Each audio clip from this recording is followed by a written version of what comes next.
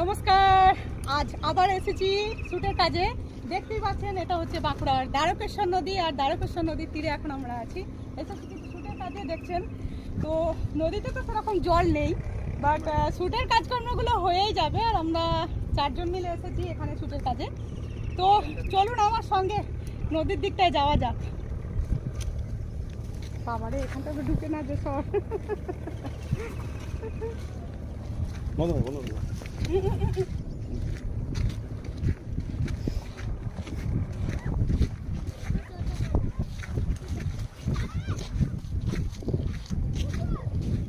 দেখছেন নদীর মধ্যে একটা রাস্তা বানিয়ে দেওয়া হয়েছে, যেহেতু জল নেই সেহেতু বানিয়ে দেওয়া হয়েছে।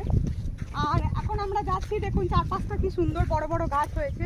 আর কিছুদিন পরেই এখানে কাশ ফুলের জন্ম হবে, কারণ দুর্গাপুজো তো আসতেই চলে।